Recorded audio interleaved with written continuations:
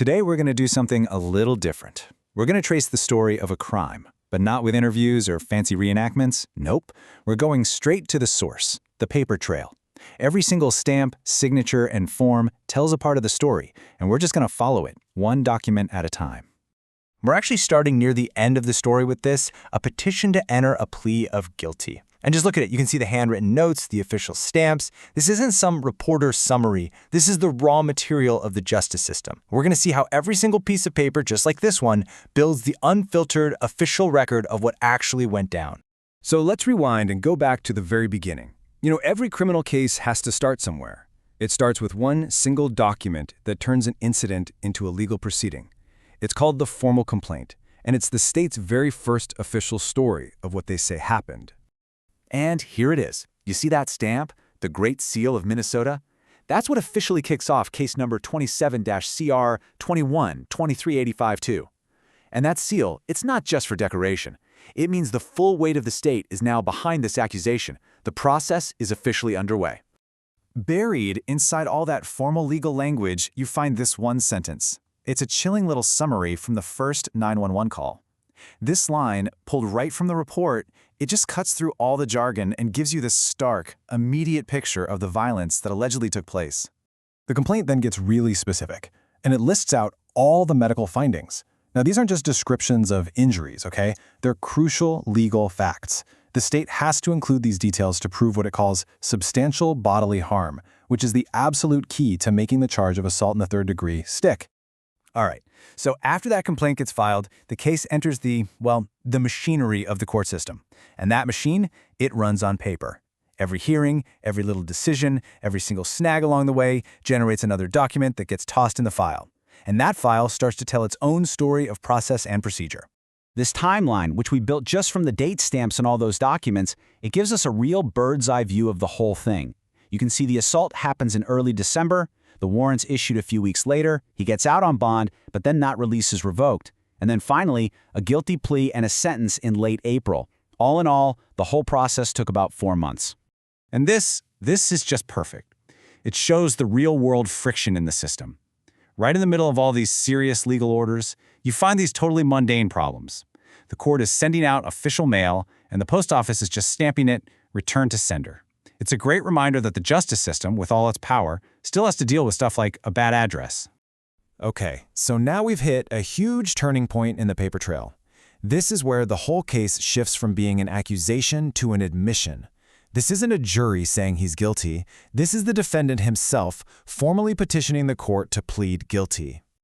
And we're back to that first document I showed you. Let's look a little closer. This part isn't typed up. It's the defendant's own handwriting.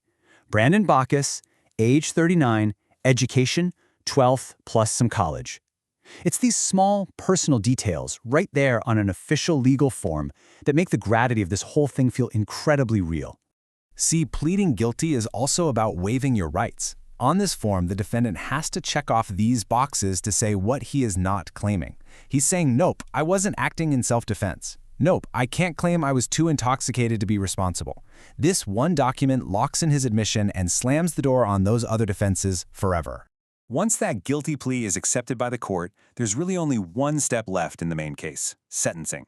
This is where the court issues its official order, turning the conviction into actual concrete consequences, all spelled out in, you guessed it, another formal document. So what did this sentence look like? Well, the warrant of commitment lays it out. 26 months. That's a little over 2 years, to be served under the authority of the Minnesota Commissioner of Corrections.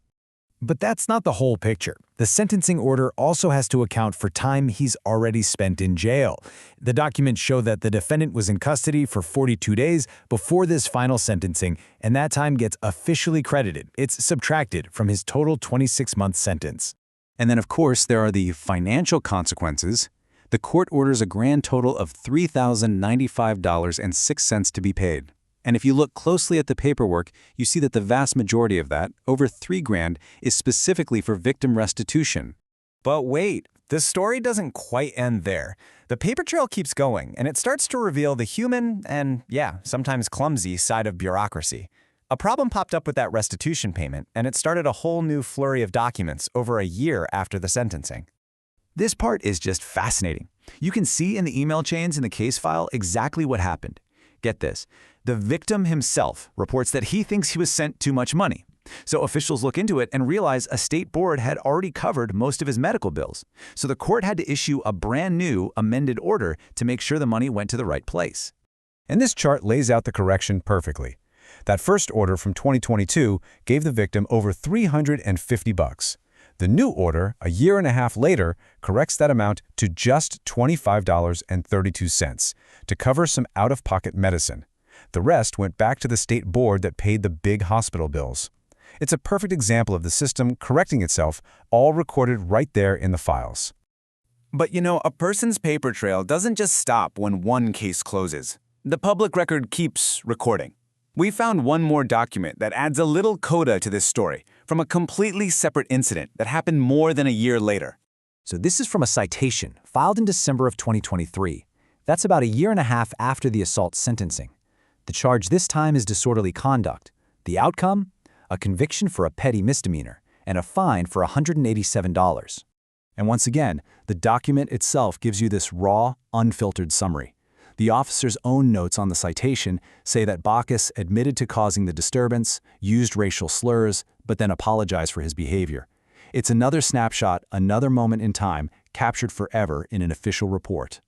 So, after following this whole paper trail, from a violent felony to a simple clerical error, and then all the way to a disorderly conduct ticket, what does it all really tell us? What can all this paper actually show us about justice?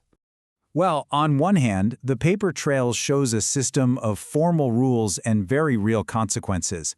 But it also shows us the human reality churning underneath it all. The messy details, the honest mistakes, the mail getting returned to sender. It shows us that the system isn't just some cold machine, it's a human process, always trying to impose some kind of order on the chaos of our lives, one document at a time.